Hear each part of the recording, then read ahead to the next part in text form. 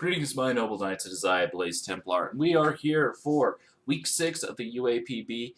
He had an interesting team with a number of threats. The Manaphy, Ferrothorn, Zygarde, 10%, Volcarona, Crobat, Rotom Heat, Ninetales, Hitmontop, Registeel, Gourgeist, and Gardevoir Mega. As you can see, he's not been doing terribly well in the league, but we don't want to underestimate him because I'd rather not give him his first win. I'd rather continue our winning streak from last week. And so I had to think quite a bit.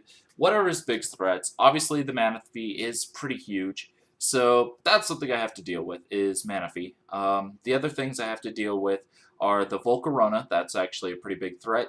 Zygarde 10%. The Rotom Heat could be a problem if it's like running Guts. I mean, not Guts, but Will-O-Wisp or Scarf could be a bit annoying. And what was the other thing that... The Gardevoir Mega. Those 5 things are the things that had me most concerned.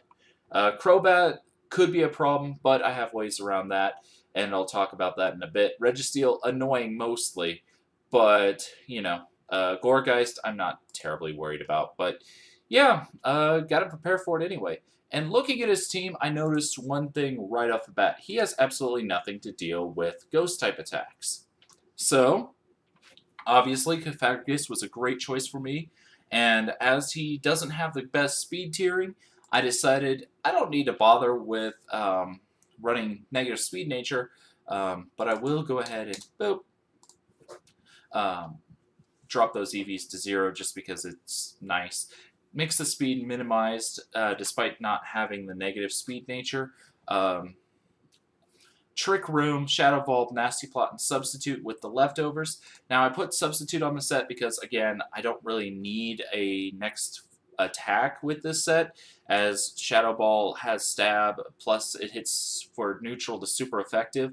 I really don't need another attack this week. So, if I can get a sub up, and then my Trick Room runs out, I'll have a safe opportunity to set another Trick Room up, and that would be handy. So that's why I'm running that way.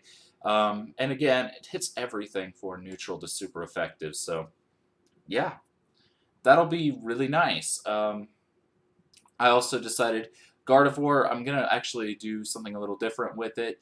But I needed something to deal with the Volcarona, the Manaphy, and of course the Rotom Heat in particular. Ferrothorn as well. Kind of. So Tyranitar kind of fit that purpose all around. Now, unfortunately, a +3 or +2, +3 Hydro Vortex, nothing is going to survive, unfortunately. It's just that simple. But Tyranitar can take basically anything, barring that, even without the Assault Vest. With Assault Vest, it's still not going to take a Hydro Vortex at +3, just not happening. So, obviously, I can't let Manaphy potentially set that up. But this set does have the bulk to take that one hit. And Crunch hits pretty hard. So, you know, and then add in sand damage and you got something going. That's pretty nice. Anyway, regardless, Tyranitar acts as a pretty decent soft check to Manaphy. As it does have the Dragon Dance. If he's Tail Glowing, that's actually fine because, oh, it's Tail Glowed. Well, I'm at +1 and you've taken 1 turn of sand damage, possibly more damages as well. If you're Scarfed, I'll take any 1 hit, no problem. And so Tyranitar really does serve that purpose. Sandstream really does buff its special bulk to quite ludicrous levels, even without investment. Ferrothorn, I needed the Fire Punch just to get around it. It just was such a problem otherwise. Regardless, let's keep moving on. After we get past the Volcarona and the Ferrothorn, in particular, Rotom Heat as well, those 3 things are the problems that Mega Scissor has. But once they're gone, it can come in and destroy. Now, I decided to break instead of like Pursuit or knockoff, as it does hit a number of his things for good damage, and everything else it hits for Steel and Fighting basically gives me neutral to super effective coverage is what I'm trying to say. Hits Ferrothorn for super effective with the Brick Break. Um, it hits Zygarde either way. Manaphy gets hit neutrally with the Brick Break. Volcarona, um, obviously I'm not going to stand in a Volcarona Flame Body, no. Crobat doesn't deal with a Bullet Punch. Rotom Heat doesn't appreciate a Brick Break. Ninetales doesn't appreciate the Bullet Punch, so forth and so on.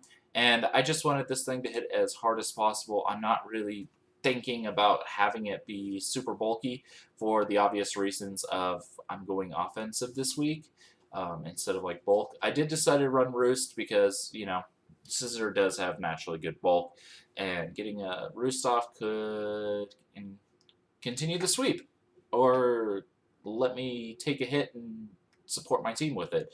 So it kind of serves both purposes, both, both purposes, and works pretty well in my favor. Regardless, we'll keep moving on. I talked about Cofagrigus already with the Trick Room shenanigans. Gardevoir was the next one on our list, and I decided, as, again, Shadow Ball hits his entire team for great damage, we're running Shadow Ball. I'm not going to be actually running any stab moves this week, as he does have things that actually deal with Psychic and Fairy pretty well. Crobat obviously doesn't take a Psychic, but it doesn't take a +1 Shadow Ball either. Not very well anyway. And so, yeah, I decided to run Psychium Z Trick Room. This actually has an interesting effect of boosting your accuracy. So that may not sound that important, but it does buff Focus Blast, which will allow me to hit the Registeel for super effective damage, plus with better accuracy. And if I've got a Calm Mind up or two, I don't think Registeel is going to take even one of those. I really don't. I think it, maybe if it was Assault Vest, but you're losing out on the utility of Registeel that way. So that's why I'm doing that. Modest. Might as well minimize speed there. There's really no point in having speed EVs and IVs. Anyway, this Mamoswine set is a little bit different than you're probably used to. I'm only running 208 speed. This allows me to outspeed Modest non-scarfed Rotom Heat by like 1 point. So that's why I'm running this particular spread. Outside of that, I can't outspeed basically anything on his team. But the one thing that it does outspeed could be pretty nice, and gives me some added bulk on the special side with Thick Fat as well. Can take those fire hits better than you'd expect. Plus immune to sand. Again, my team doesn't mind being in sand much. And that's one of the nice things about this team. It just doesn't really care what outside forces you throw at it. It kind of comes down to what you can do against them. So yeah, last but not least, oh, I probably should talk about the moves.